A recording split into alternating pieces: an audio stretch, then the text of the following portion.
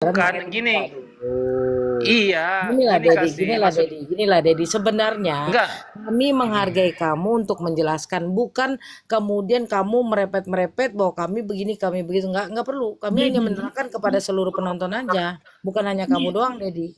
ku kasih lagi kau masukan ya dia. Yang ditafsir di dalam hukum itu apabila ada bahasa yang abstrak. Paham nggak kau? Jadi bukan tafsiranku itu. Ada aturan yang abstrak.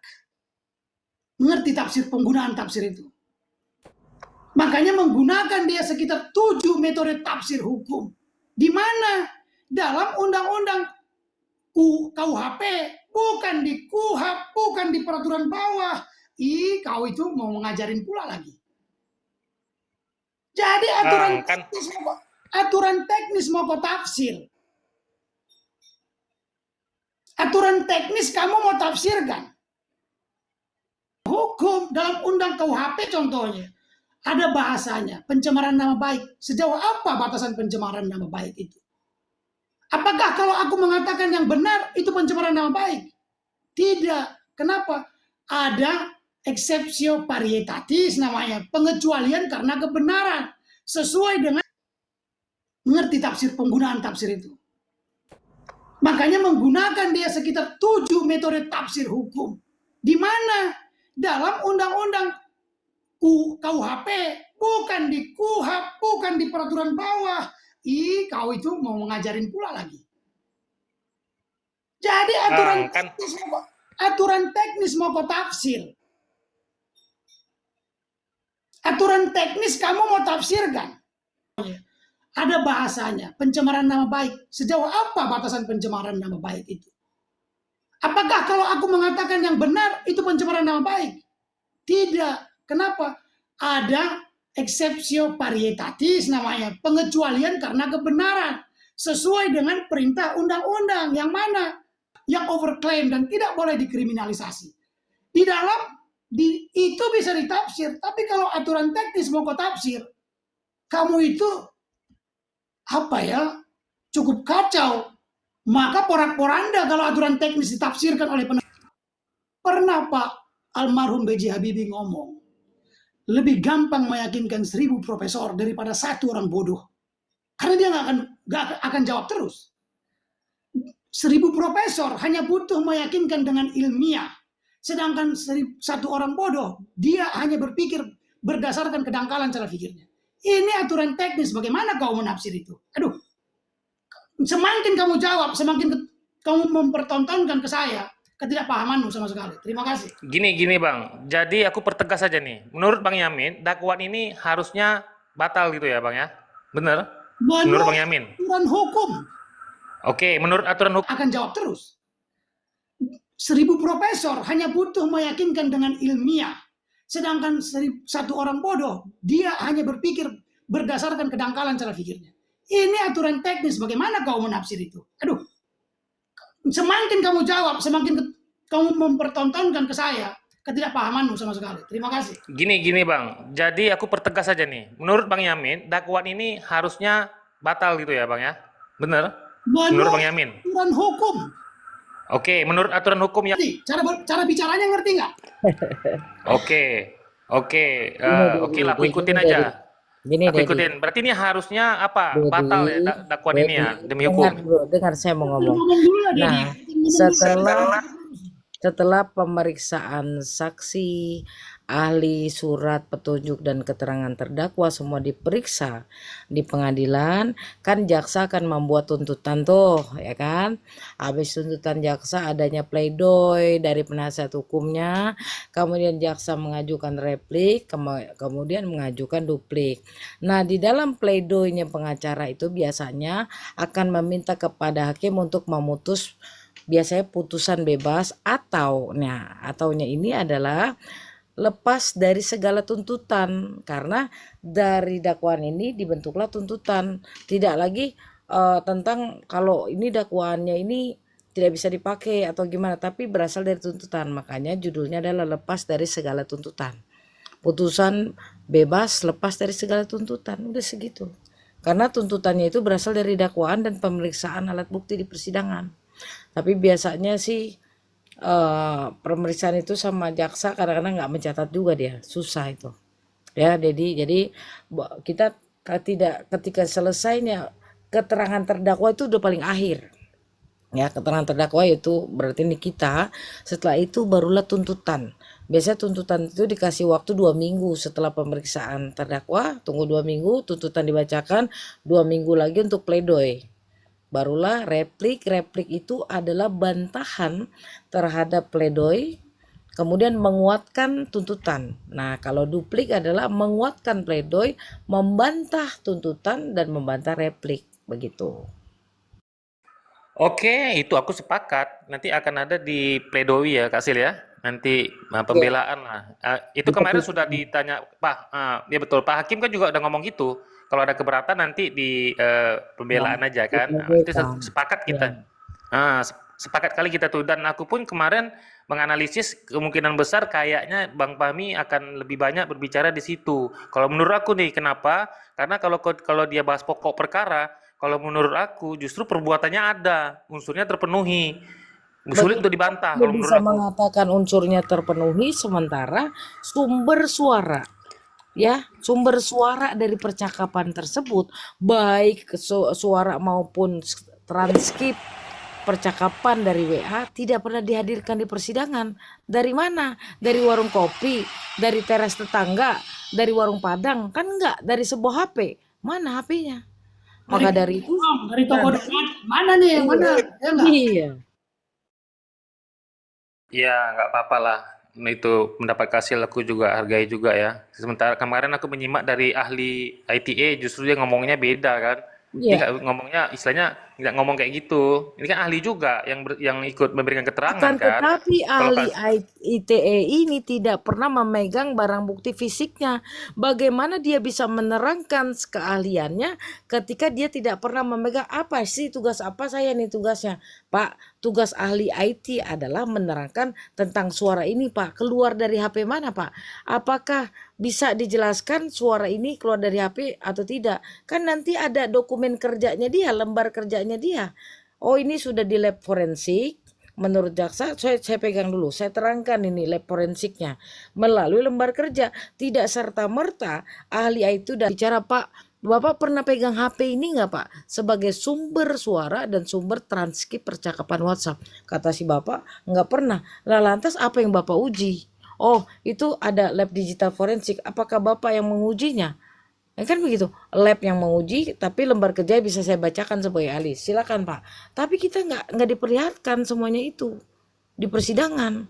Artinya jaksa penuntut umum telah gagal untuk menghadirkan barang bukti, dan biasanya di persidangan minta kepada majelis hakim, izin yang mulia, tolong dicatatkan di berita acara sidang bahwa jaksa penuntut umum tidak mampu menghadirkan barang bukti yang akan dijadikan sebuah alat bukti petunjuk. Jadi setiap sidang ya tagih lagi, minta lagi itu barang bukti. Kalau nggak ada, setiap sidang juga minta kepada majelis hakim untuk mencatatkannya di berita acara sidang per tanggal 11, 18, minta terus agar apa? Menguatkan pledoi, begitu. Hello naik hello. Nah, kalau menurut pendapat aku sih itu semua alat bukti elektronik itu sudah melalui karena kamu bukan orang hukum, kita nggak saling berpendapat di ya sini. boleh Ya, ini nggak Kak, ada di boleh sini, dong. nggak ada Karena ini pendapat. Ini sesuai peraturan perundang-undangan hukum acara pidana namanya. iya. Ya, hukum Iya, kalau acara menurut pidana Kasil kan itu itu. kan iya, Enggak, kalau kalau menurut kamu Kasil itu tidak sesuai dengan hukum kalau acara kamu pidana berpendapat kan. tentang surat dakwaan boleh. Karena surat dakwaan ini kan bentuknya hanya sebuah narasi. Narasi yang dibangun oleh saksi korban. Boleh kamu berpendapat di situ. Tapi ketika bicara hukum acara pidana, aturannya ada di KUHP semua. Apalagi tentang alat bukti digital, aturannya ada di UU ITE pasal 5 dan pasal 6, enggak banyak-banyak. Pasal 5 dan pasal 6 itu perintahnya tentang alat bukti digital. Gitu. Kenapa dimintakan di pasal 5 jelas yang tadi Dedi katakan bahwa barang bukti digital bisa dijadikan alat bukti yang sah, betul, tapi jangan lupakan perintah di pasal 6-nya bahwa di pasal 6 apabila ada keraguan oleh terdakwa dan penasihat hukumnya terhadap alat bukti digital tersebut, minta untuk dihadirkan, kemudian diperiksa keabsahan dan keasliannya. Bagaimana ceritanya? Ya saling bertanya dong. Ya tentang secara materialnya maupun secara formilnya. Kan begitu, formilnya adalah dokumen kerja dari lab digital forensik. Bagaimana ahli cuman melongo aja nggak pegang barang bukti fisiknya, nggak pegang dokumen kerja dari lab digital forensiknya, nggak bisa bro, nggak bisa. Sudah Kak, sudah dilakukan semua itu, nggak usah khawatir. Percayalah, nggak usah khawatir. Itu sudah dilakukan semua, prosedurnya tidak menyalahi peraturan perundang-undangan, Jadi Kak. yang saya khawatirkan, saya nggak punya kepentingan, saya hanya memberikan edukasi hukum tentang hukum acara pidana. Kalau kamu bilang sudah-sudah karena kamu memihak. Sementara walaupun saya mendukung Nikita Mirzani, secara hukum saya terangkan edukasinya hukum acara pidana. Begitu. Apalagi juga terdakwa nggak pernah membantah semua si chatting itu kok. Semua dia nggak pernah membantah satu kalimat pun. Abang Pami juga nggak pernah memprotes. Dia sudah mengetahui itu dan dia tidak meminta dihadirkan. Jadi Di Dedi, luar maunya terdakwa ini dipidana berapa tahun, Det? Vonisnya berapa tahun, Det, maunya? Dia tanya sama kamu. Oh kalau itu kan nggak bisa tebak Kak. Itu kan Ya hakim kan lah yang tahu. kamu kan inginnya dia divonis berarti kan? Pokoknya terdakwa harus bersalah kan begitu. Ya, Enggak berarti juga. kamu melupakan azas praduga tak bersalah. Dan ada Enggak, dua enggak. hak Enggak dari begitu terdakwa. aku Sebentar, ngomong. saya belum selesai ngomong. Ada dua hak dari terdakwa, hak ingkar dan hak tidak menjawab. Ya, kemudian jaksa, hakim itu harus ikut azas praduga tak bersalah juga. Itu jangan dilupakan, gitu. Iya benar. Ya nggak apa-apa. Untuk bahan diskusi mempermasalahkan itu nggak apa-apa. Itu sah saja. Diskusi lagi, Dedi. Eh, Enggak, untuk aku satu edukasi kan. Kakak pertanyaan kan mau aja, Det. Sebentar, Det, mendiskusikan ini supaya edukasi ke Dedi, masyarakat. Dedi, pertanyaanku sama kamu satu saja. Di mana kamu temukan literatur hukum kata sah-sah saja? Di dalam undang-undang nomor berapa, sarjana hukum mana kalau ada yang ngomong, mungkin di dalam teman-temanmu ada ngomong sah-sah saja nggak? Bilang sama dia, kalau ada yang mengatakan sah-sah saja itu bodoh. Di dalam hukum itu sah atau tidak sah, legal or ilegal. Tak ada kata sah-sah aja itu. Sah-sah saja itu suka-suka namanya, tahu nggak? Ada, betul. Aduh, itu belajar dulu ngomong, Dedi. Gini Kau Bang ngomong Ino, ini kesalahan, sah-sah saja. proses yang Abang sampaikan itu sudah Di mana ada kata sah-sah saja dalam hukum? ya itu sah-sah dalam arti konteks kita Di menyampaikan mana ada pendapat. kata Setiap sah-sah orang saja di sah-sah dalam saja hukum? menyampaikan pandangannya. Gitu loh. Pertanyaan saya simple. Di dalam literatur hukum mana ada kata sah-sah saja? Satu saja pertanyaanku. Satu simple banget. Tadi kan kamu masalahnya ngomong sah-sah saja. Oh, Pertanyaan betul. saya sangat simple. Pasti, Dedi. Sangat simple. Di mana Iya. ada dalam literatur hukum kata sah saja? Kalau itu dalam buku atau dalam pasal, tolong sebutkan. Kalau ada kawan-kawanmu yang mengatakan, tolong sampaikan kepada mereka kalian bodoh, gitu ya. Biar jangan kebiasaan. Bang, gini Bang, menurut Abang kan ini kan tidak prosesnya tidak sesuai dengan yang Abang sampaikan, sesuai dengan peraturan yang ada. Kan menurut Abang kan ini sepertinya tidak dilakukan sesuai prosedur. Ya kan? Nah, kalau menurut aku ini sudah sesuai prosedur. Sebutkan dasar aturannya. Sebutkan dasar aturannya. Bukan soal aturan lagi. Aturannya kan Abang udah jelaskan. Udah jelaskan tadi dengan bagus. Sebutkan dasar aturan kamu mengatakan itu benar. Aku mengatakan sudah dilakukan sesuai dengan prosedur. Dasar hukumnya, sebutkan dasar hukumnya, kamu mengatakan itu sudah sesuai. Mungkin Iya, dasar hukumku, tolong sebutkan. Aku nggak apa-apa kalau itu menurut otak kosongmu ya nggak apa-apa buatku.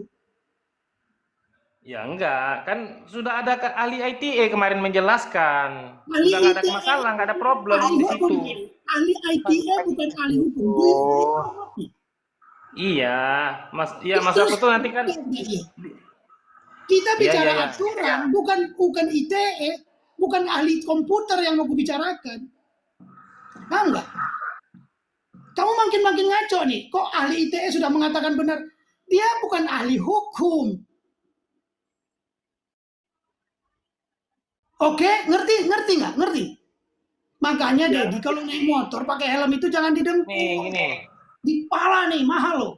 Aku setuju dengan proses hukum yang disampaikan tadi itu prosedurnya ya, prosedur untuk barang bukti itu, alat bukti itu harus sesuai prosedur yang Abang sampaikan. Aku setuju, memang harus begitu. Nah, pertanyaannya sekarang kan, Abang berpikir ini mereka nggak melakukan sesuai prosedur kan, termasuk tentang dakwaan tadi kan? Kan itu yang Abang analisis, Dedi, ya saya luruskan kan? sekali lagi ya. Bukan menurutku.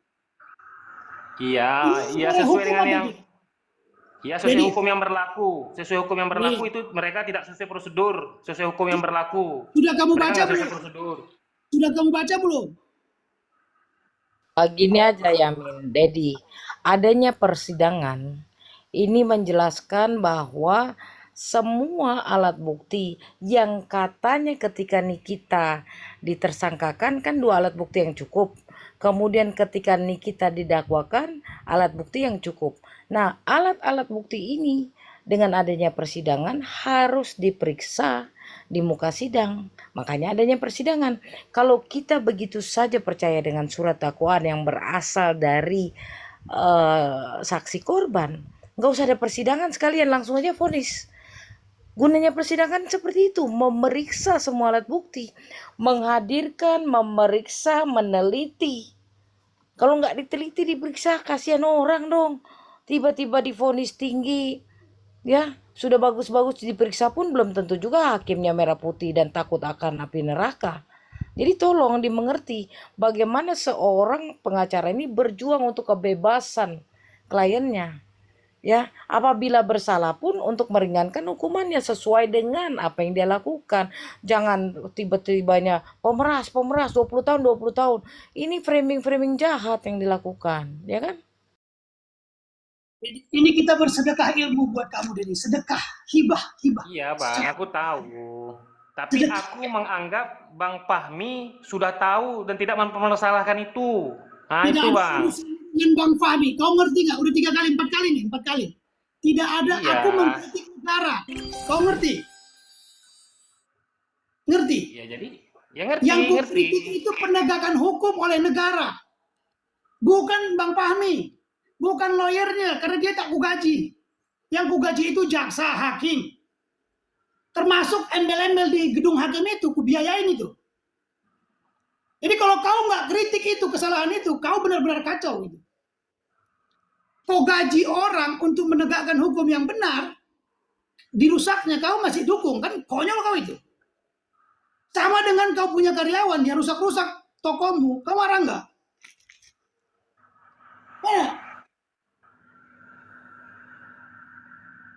Itu deh, jadi jangan kaitkan dengan Fahmi. Aku nggak gaji dia, kita nggak membayar dia, ya. Itu yang pertama. Yang kedua, di negeri ini no viral no justice.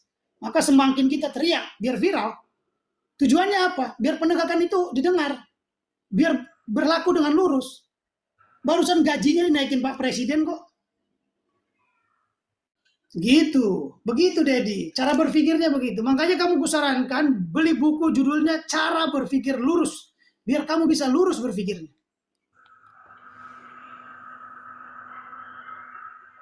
Iya, aku udah paham, udah paham. Sedikit kutambahkan dulu. Sedikit kutambahkan ya, Dedi. Jangan sekali-kali membawa Bang Fahmi di live ini. Tidak ada sangkut pautnya terkait live ini. Jadi, dimohon untuk tidak menyebut namanya. Terima kasih. Ya, lu gimana ya? Kan dia penasihat hukumnya. Mau nggak mau dia terkait kalau menurut aku.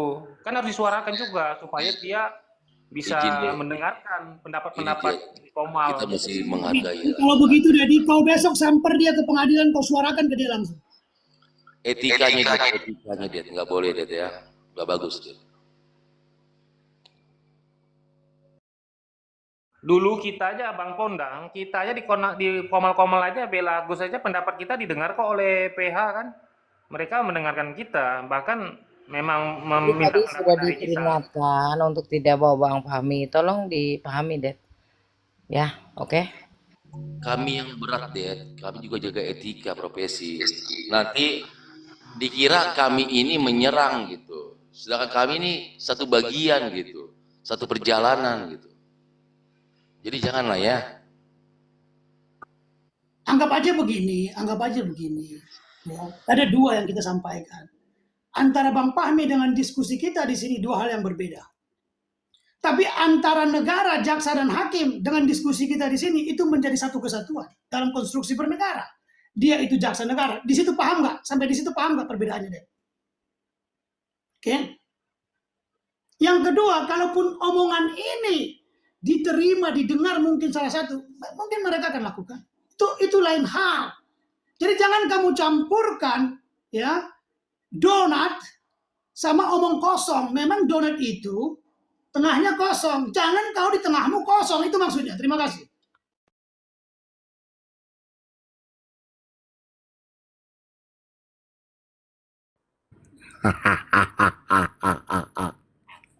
Ya sudah, kalau Yus, jadikan aku Muhammad, Yus. ya. Jadi gini Bang, Abang nggak tertarik ya membahas tentang pokok permasalahannya Bang? Sesuai dengan fakta-fakta yang ada. Atau Abang nggak mau bahas itu? Atau hanya fokus ke yang tadi aja? Kak Sil juga. Kita bahas pasalnya boleh, Dedi. Silakan duluan. Ya kalau pasalnya kan kakak kan juga udah tahu. Maksudnya kalau dari keterangan ahli itu dia bilang memenuhi unsur loh, dia bilang. Itu memenuhi unsur ancamannya dijelaskan di mana kemudian pemerasannya ancaman pemerasan meminta uangnya itu dijelasin juga sama dia satu persatu. Bahkan Nikita Mirzani juga bertanya tuh dengan penuh harapan, tolong jelaskan unsur-unsurnya waktu itu kan. Nah, aku sih punya nih fakta-fakta persidangannya Ini sampai Dedi. Bicaranya kamu bicara dengan orang hukum kan? Di sini ada kok namamu ganti Pondang jadi New Life. Ada New Life ya. Ada M Yamin, ada Dijelasin saya. dulu dikasih Dedi ini. Dedi, lo tau gak waktu kasus Novi Pratiwi sama Agus? Pernah gak ada orang bicara gini? Kenapa Kasil ngambil begini ya? Kenapa begini? Kenapa Bang Parat begini? Kenapa Polang begini? Ada gak ngomong kayak gitu? Gak ada. Jadi yang kita bahas udah sesuatu kejadiannya aja gitu. Biar lebih manis kitanya gitu. Bisa jadi contoh. Kita di sini bukan untuk menjatuhkan, menyerang orang, tapi kita berdiskusi sini. Bagaimana yang terbaik harus diterapkan dalam proses hukum. Edit ya? Enggak, kalau aku memang ini Bang, mengasih shock terapi biar dia berpikir. Karena dalam Al-Qur'an itu, dalam Alkitab itu. Karena lo coba deh, lo jadi pengacara deh. Terus disinggung-singgung gitu. Menurut Bang Dedi begini, itu kan udah gini. Aduh, ngilu. Kami jadi nggak nyaman untuk menjawab. Gitu dia. Lanjut kasih. Bang, bahas fakta persidangan mau nggak? Biar kita bisa analisis. Nah, menurut Dedi, yang disebut fakta persidangan apa sih? Coba kita pengen tahu penjelasan dulu Ya, agar kita bisa di satu jalur ya. Ya, fakta persidangan itu apa yang misalnya gini, pertanyaannya apa, jawabannya apa, lalu itu menjadi fakta-fakta di persidangan, Kak. Seperti itu. Dan itu bisa kita analisis. Yang juga akan dianalisis oleh hakim kan, untuk akan memutuskan nanti bersalah atau tidak bersalah. Jadi pendapat kita sesuai fakta-fakta persidangan bisa saja nggak sama dengan majelis hakim. Bisa saja kita sama kita berbeda menafsirkan fakta tersebut, kan begitu kan? Kecuali yang berkesesuaian kan. Kalau yang berkesesuaian kan tentu bagaimana kita mau bantah keterangan yang satu sama keterangan lain sama, misalnya begitu. Enggak ke situ. Jadi kita bicaranya hukum acara pidana ya, Dedi. Yang disebut fakta persidangan itu adalah seluruh peristiwa dan kejadian yang terungkap di muka persidangan. Ya, semua alat-alat bukti itu diperoleh secara sah melalui proses persidangan itu. Diperiksa dan dibuktikan di dalam persidangan. Apa saja itu? Keterangan saksi, bukti surat, bukti baru. Banyak di dalamnya yang harus dibuktikan dan diperiksa. Ingat ya, namanya pemeriksaan. Fakta persidangan itu tentang pemeriksaan dan pembuktian. Bukan yang seperti kamu katakan, ahli seperti ini ngomongnya, saksi seperti ini. Enggak.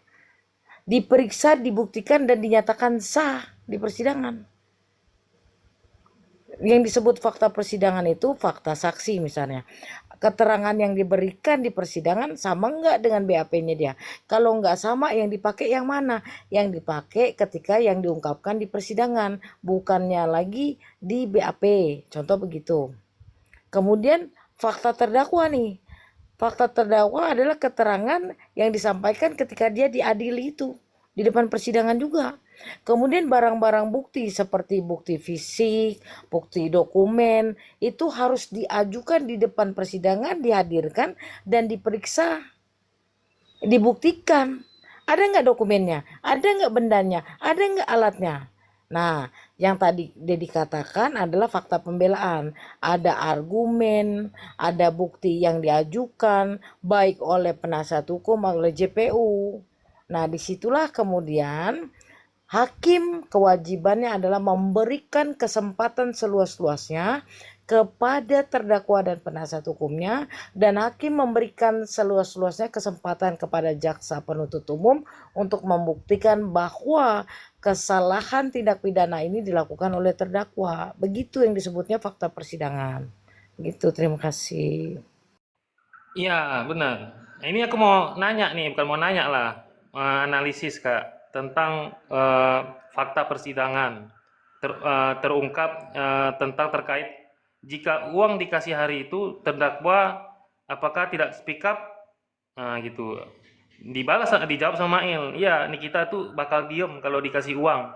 Kalau uang tidak dikasih, Nikita akan speak up karena itu produk berbahaya. Itu kan jawaban Mail tuh. Lalu ditanyakan kepada ahli bahasa misalnya. Itu ditanyakan tentang pernyataan itu, soal speak up itu. Di situ dijawab oleh ahli bahasa bahwa itu adalah ancaman. Setiap kata-kata itu dijelaskan dia ancaman dan pemerasan. Nah, itu seperti itu Kak. Itu kan fakta persidangan kan, hal seperti itu kan. Kemudian terkait misalnya Nikita Mirzani juga nih. Nikita Mirzani juga menjelaskan speak up yang dimaksud itu sama seperti yang dijelaskan oleh si Mail. Jadi cocok nih mereka berdua nih. Makanya ditanyakan kepada ahli bahasa kemarin seperti itu dan dijawab ya. Lalu aku mau jelaskan soal endorse. Katanya kan Nikita kan endorse nih. Lalu jaksa menanya, itu tentang apa uangnya itu yang telah ditransfer itu? Iya, itu untuk baik-baikin produk katanya. Tapi saya tidak mau karena saya produknya belum bagus lah, kurang lebih begitu. Satu Oke, dulu Bang itu Deddy, kata. satu-satu dulu. Tadi kan yang pertama itu tentang ahli bahasa, biar gak kejauhan. Kita santai aja diskusinya. Satu-satu dulu Oh ahli ya, bahasa soal dulu speak ya. up dulu lah. Soal speak up tadi ancaman dan pemerasan itu kan diartikan ancaman dan pemerasan oleh ahli, keterangan ahli seperti itu.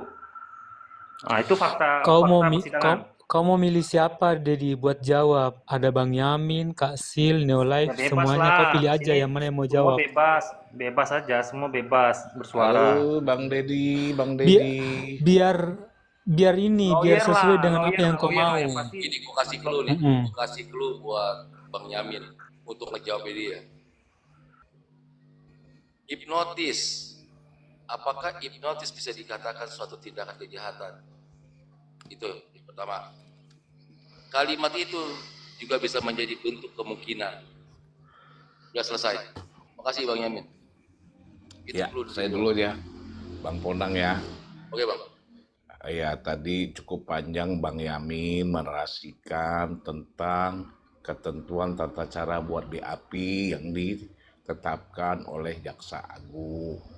Kedua, dalam hukum acara persidangan pembuktian, yaitu ajas formil harus ditunjukkan, ya, barang-barang bukti, berita acara, apalagi itu penyitaan segala macam. Untuk memudahkan dua narasi Kak Sil dan Bang Yamin, saya tanya dulu dengan Bang Dedi. Bang Dedi pernah kuliah dan lulus? Enggak, aku nggak tamat sekolah. Oh, pasti nggak akan nangkap. Kalau pernah kuliah, itu salah satu syarat kelulusan buat skripsi. Nah, membuat skripsi itu ada ketentuan di masing-masing universitas. Nggak sembarangan buat skripsi. Nah, dalam skripsi diuji itu dilampirkan aja formil, Aduh, nggak usah izin jelasin lah gitu. penelitiannya Ini, mana, Bang Pangeran. daftar seperti itu. Gini. Dia Aku pusing, TK, Dedi. kan aku udah Nggak bilang, nyambung kamu, Dedi. aku nggak pernah. Gue mau nanya nih, Ded. Panjang lebar Bang Gua mau nanya. Yamin dan Kak Sil ngomong, kamu nggak nyambung karena kamu nggak sekolah. Kesimpulan sama kemungkinan sama nggak? Ya, karena pertanyaanmu nggak berbobot. Itu makanya nggak berbobot. Malas aku jawab. Aku bilang Bang aku nggak Dedi. sekolah, TK pun nggak tamat. Mau apa Bang lo? Dedi, gue mau nanya Bang. Kesimpulan Kagak sekolah sama bahas kemungkinan hukum sama nggak? Dedi, dengan ahli hukum. kesimpulan sama kemungkinan sama nggak?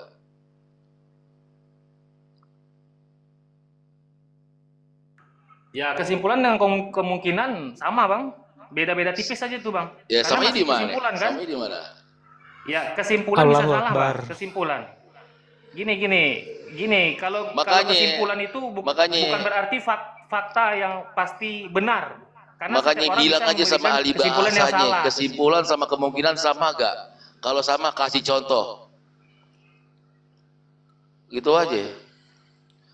Makanya ya itulah yang clue yang gue kasih ke Bang Yamin, itu aja 2. Udah itu. Makasih Bang Yamin. Ya aku sendiri sih malam ini kuanggap olahraga aja sebenarnya. Ngeluarin apa namanya? Apa, Bang? Analisis aja fakta persidangan. Nggak perlu Abang ajar-ajarin aku sekolah di mana, bikin malu aja, Bang, pertanyaan itu, Bang. Itu namanya orang nggak siap debat. Orang nggak siap debat itu. Dia tanya-tanya sekolah di mana, gelarmu apa. Langsung aja fokus, Bang. Soalnya gini, Bang. Abang lawyer, ada 2 orang lawyer berbicara, itu pendapatnya bisa 3, Bang. Abang kan tahu itu. Oke? Oke. Jadi jangan kebenaran itu nggak mutlak milik Abang. Itu aku mau sampaikan. Oke? Lanjut. Baik. Oke, satu, saya tidak mengurusi sekolahmu, hanya saya nilai cara berpikirmu aja dari tadi. Itu aja aku nilai dari tadi. Mulai dari kata sah-sah saja aku uji. Oke, satu. Ya. Yang kedua, kalau kamu bicara ada 2-3 orang lawyer beda pandangan, kenapa itu beda pandangan? Dalam tataran apa mereka beda pandangan? Ya, contoh dalam arti Kasih contoh. Dalam Enggak. tataran apa Iya. mereka beda pandangan? Nah, barusan tadi Bang Kondang udah berbeda tuh. Dia punya pandangan lain lagi soal Kamu nggak akan statement bisa Ismail. jawab. Dalam tataran praktisnya beda pandangan, tapi dalam tataran prinsip pasti satu. Paham nggak di situ? Oke. Ada telepon masuk. Sorry, ada telepon masuk dari tempat saya. Itu aja kalau Kan katanya nggak sekolah. Berarti biarlah Bang Strek atau Bang Abil yang ngebahasnya dengan alat. Bang Pangeran, bukan begitu. Aku setiap ngomong ini tuh doakan dia. Siapa tahu dia nanti mau kuliah. Amin. Semoga mendapat petunjuk ya. Yamin, Dek, udah istirahat dulu. Silakan di sini ada Kanggo, Striker, Abil dan New Life. Nah, Silakan, iya. kita gantian.